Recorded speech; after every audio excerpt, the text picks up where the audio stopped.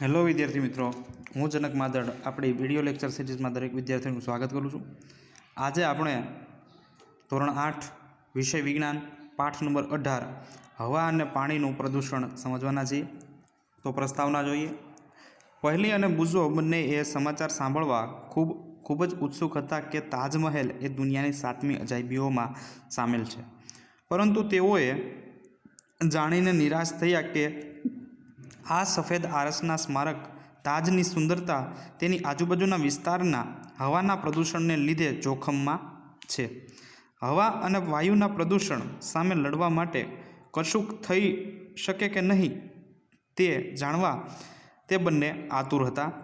આપણે જાણીએ છીએ કે આપણું પર્યાવરણ અગાઉ હતું એવું રહ્યું નથી. આપણા વડીલો તેમના સમયમાં જોવા મળતા ભૂરા આકાશ, સ્વચ્છ પાણી અને તાજી હવાની વાતો કરતા હોય છે.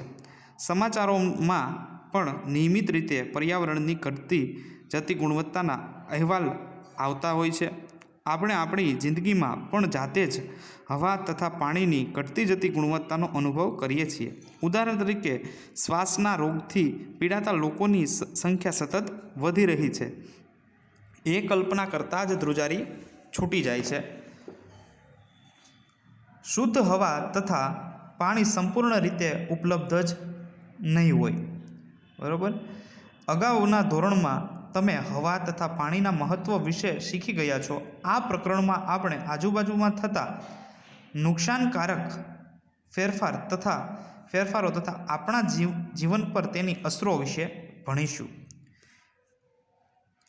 પહેલો ટોપિક આપણે જોઈએ, હવાનું પ્રદૂષણ. તો જોઈએ કે ખોરાક વગર આપણે થોડો સમય ટકી શકીએ છીએ, પરંતુ હવા વિના આપણે થોડી મિનિટ પણ ટકી શકતા નથી. આ સાદી વાસ્તવિકતા આપણને શુદ્ધ હવાનું આપણા માટેનું મહત્ત્વ સમજાવે છે. તમે જાણો છો કે હવા એ વાયુઓનું મિશ્રણ છે. આ મિશ્રણમાં કદના પ્રમાણમાં 78% નાઇટ્રોજન અને 21% ઓક્સિજન હોય છે. ખૂબ ઓછા પ્રમાણમાં carbon dioxide, argon, methane, ozone અને પાણીની વરાળ પણ રહેલા હોય છે. એટલે આપણને ખબર છે કે ભાઈ હવાનું પ્રદૂષણ છે, બરાબર છે. એમાં હવે આપણને ખબર છે કે આપણે જમ્યા વગર થોડોક સમય રહી શકીએ છીએ, પણ હવા લીધા વગર થોડી મિનિટ પણ આપણે રહી શકતા નથી. વાસ્તવિકતા એ છે કે શુદ્ધ હવાનું મિશ્રણ શુદ્ધ હવા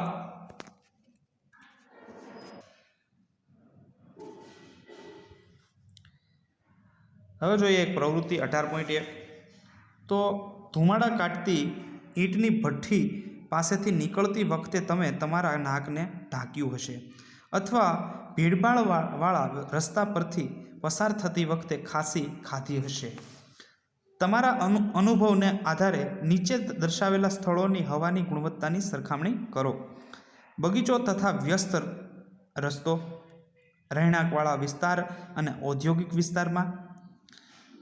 દિવસના જુદા જુદા સમયે વ્યસ્ત ટ્રાફિકની ચોક્કસ જગ્યાની નોંધ લો. ઉદાહરણ તરીકે વહેલી સવારે, બપોરે અને સાંજે. ગામડું અને નાનું શહેર. હવે અહીંયા આપણે એક હવાની એક નોંધ લેવાની છે કે ભાઈ તમે કઈ જગ્યાએ તમને ખાંસી થઈ જાય છે, બરાબર છે, કઈ જગ્યાએ તમારે નાક ઢાંકવું પડે છે, એવી રીતે, બરાબર છે.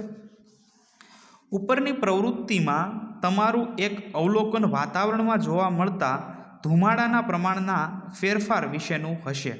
તમે જાણો છો કે ધુમાડો ક્યાંથી આવ્યો હશે, તમે જાણો છો. આવા પદાર્થોનો વાતાવરણમાં ઉમેરો થવાથી તેમાં પરિવર્તન આવે છે.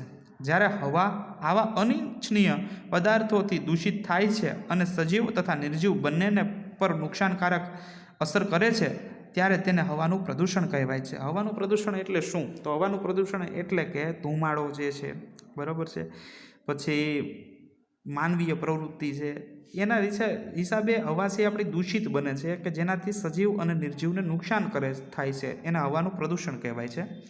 હવે જોઈએ હવા કઈ રીતે પ્રદૂષિત થાય છે. જે પદાર્થો હવાને પ્રદૂષિત કરે છે તેને વાયુ પ્રદૂષકો કહે છે.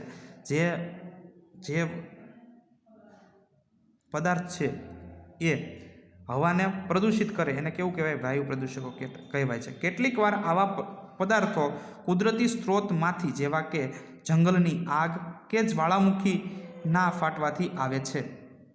અમુક માનવીય પ્રવૃત્તિ એટલે કે માનવ પ્રવૃત્તિઓ દ્વારા વાતાવરણમાં પ્રદૂષકો ઉમેરાય છે। વાયુ પ્રદૂષકોના સ્ત્રોતોમાં કારખાના, વિદ્યુત મથકો, વાહનોના ધુમાડા, બળતણના લાકડા તથા છાણાના દહનનો સમાવેશ થાય છે। તો હવા કઈ રીતે પ્રદૂષિત થાય છે? તો હવા છે એ માનવીય પ્રવૃત્તિઓ, કારખાનાઓ, અમુક કુદરતી રીતે જોઈએ તો જંગલની આગ, જ્વાળામુખીને ફાટવા, આવી બધી જે ઘટનાઓ છે એના દ્વારા હવા હોય છે એ પ્રદૂષિત થાય છે। હવાના પ્રદૂષણથી શ્વાસની ઘણી બધી સમસ્યાઓ સર્જાય છે। ચાલો પ્રદૂષિત હવામાં રહેલા પદાર્થો કે પ્રદૂષકોને શોધી કાઢીએ। શું તમે નોંધ્યું છે કે આપણા શહેરોમાં વાહનોની સંખ્યા કેટલી ઝડપે વધી રહી છે? શું તમે ક્યારેય નોંધ્યું છે કે ભાઈ આપણા શહેરમાં વાહનોની સંખ્યા દિવસે ને દિવસે વધી રહી છે? વાહનો ખૂબ ઊંચી માત્રામાં પ્રદૂષકો ફેલાવે છે। વાહનો જે છે એ ઊંચી માત્રામાં પ્રદૂષકો ફેલાવે છે, જેવા કે carbon monoxide, carbon dioxide, nitrogen oxide અને ધુમાડો એક વાહનો ઉત્પન્ન કરે છે। વાહનોના ધુમાડામાં આ બધું નીકળે છે, બરાબર, આ બધા વાયુઓ। પેટ્રોલ અને ડીઝલ જેવા બળતણના અપૂર્ણ દહન થવાથી કાર્બન મોનોક્સાઇડ ઉત્પન્ન થાય છે। પેટ્રોલ જે છે અને ડીઝલ જે છે એનું અપૂર્ણ જ્યારે દહન થાય ત્યારે એની અંદરથી શું નીકળે છે? ઝેરી વાયુ નીકળે છે। કયો ઝેરી વાયુ નીકળે છે? Carbon monoxide. તે રુધિરની ઓક્સિજનની વહન કરવાની ક્ષમતાને ઘટાડે છે। કાર્બન મોનોક્સાઇડ છે એ શું કરે છે? તો રુધિરની ઓક્સિજન વહન કરવાની ક્ષમતાને ઘટાડે છે। ઓક્સિજન વહન કરવાની ક્ષમતા ઘટે એટલે કે આપણા શરીરની અંદર શક્તિ બનવાનું બંધ થાય છે। બુઝોને ખાસ કરીને શિયાળા દરમિયાન વાતાવરણમાં કોઈ ધૂંધળું ગાઢ સ્તર જોયાનું યાદ છે, જેને ધુમ્મસ કહે છે, જે ધુમાડા તથા ઝાકળનું બનેલું હોય છે। ધુમાડામાં નાઇટ્રોજનના ઓક્સાઇડ હોઈ શકે છે, જે અન્ય વાયુ પ્રદૂષકો તથા ઝાકળ સાથે જોડાય અને ધુમ્મસ બનાવે છે। ધુમ્મસને લીધે શ્વાસની તકલીફો જેવી કે અસ્થમા, ઉધરસ તથા બાળકોમાં વિઝિંગ એટલે કે શ્વાસ મારફતે હવા અંદર બહાર જાય ત્યારે એક અવાજની એક તકલીફ ઊભી કરે છે। કોણ? નાઇટ્રોજન ઓક્સાઇડ, બરાબર। તો હવે જોઈએ એની પછી જોઈએ તો ઘણા ઉદ્યોગો છે, ઘણા ઉદ્યોગો પણ હવાના પ્રદૂષણ માટે જવાબદાર છે, જેમ કે સલ્ફર ડાયોક્સાઇડ, નાઇટ્રોજન ડાયોક્સાઇડ જેવા વાયુ પ્રદૂષકોના મુખ્ય સ્ત્રોત પેટ્રોલિયમ રિફાઇનરીઓમાં હોય છે। વિદ્યુત મથકોમાં વપરાતા કોલસા જેવા કે બળતણના દહનને લીધે સલ્ફર ડાયોક્સાઇડ ઉત્પન્ન થાય છે। તે શ્વાસ સંબંધી મુશ્કેલીઓ ઉત્પન્ન કરે છે। સલ્ફર ડાયોક્સાઇડ છે એ શું કરે છે? શ્વાસ સંબંધી બીમારીઓ જે છે, બરાબર, તકલીફો છે, મુશ્કેલીઓ છે એ ઉત્પન્ન કરે છે તથા ફેફસાને કાયમી નુકસાન પહોંચાડે છે સલ્ફર ડાયોક્સાઇડ। તમે અશ્મિ બળતણના દહન વિશે પ્રકરણ 5માં ભણી જ ગયા છો। હવે એ સિવાય જોઈએ તો રેફ્રિજરેટર, એર કન્ડિશન તથા એરોસોલ સ્પ્રેમાં વપરાતા ક્લોરોફ્લોરોકાર્બન CFCs પણ અન્ય એક પ્રકારનું પ્રદૂષક છે। CFCs વાતાવરણના ઓઝોન સ્તરને નુકસાન પહોંચાડે છે। વાતાવરણનું જે ઓઝોન સ્તર છે એને નુકસાન પહોંચાડે છે। સૂર્યમાંથી નીકળતા પારજાંબલી કિરણો એટલે કે અલ્ટ્રાવાયોલેટ જે કિરણો જે છે સૂર્યમાંથી નીકળે છે એ ઓઝોન સ્તર આપણને બચાવે છે। શું ઓઝોન સ્તર છિદ્ર વિશે સાંભળ્યું છે તમે? તો ક્યાંક તમે છાપાઓમાં સાંભળ્યું હશે। તે વિશે જાણવાની કોશિશ કરો। સારી વાત એ છે કે CFCsને બદલે ઓછા નુકસાનકારક પદાર્થો વપરાય છે। એટલે કે CFCs જે છે એ જે સૂર્યમાંથી નીકળતા પારજાંબલી કિરણો જે છે એનું આપણને રક્ષણ કરે છે ઓઝોન વાયુ। આ ઓઝોન વાયુના સ્તરમાં ગાબડું પાડે છે CFCs, બરાબર, એટલે આપણા માટે નુકસાનકારક છે, જે વપરાય છે રેફ્રિજરેટર, એર કન્ડિશન અને એરોસોલ સ્પ્રેમાં વપરાય છે, બરાબર છે। હવે ઉપર દર્શાવેલા વાયુઓ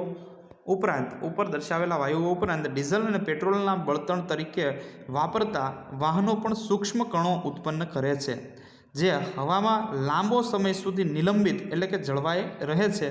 તેઓ દૃશ્યતા ઘટાડે છે। એનાથી શું થાય છે કે ડીઝલ અને પેટ્રોલ જે બળતણ છે એના વપરાશમાં સૂક્ષ્મ કણો ઉત્પન્ન થાય છે। એનાથી દૃશ્યતા એટલે કે આપણું આંખ જે છે એની ક્ષમતા ઘટે છે। જ્યારે તે શ્વાસમાં જાય છે ત્યારે તે રોગ પેદા કરે છે. સ્ટીલની બનાવટમાં તથા ખાણ ઉદ્યોગમાં પણ આવા કણો ઉત્પન્ન થાય છે જે નાના નાના હોય છે. વિદ્યુત મથકોના રાખના સૂક્ષ્મ કણો પેદા કરે છે જે પણ વાતાવરણને પ્રદૂષિત કરે છે. બરાબર.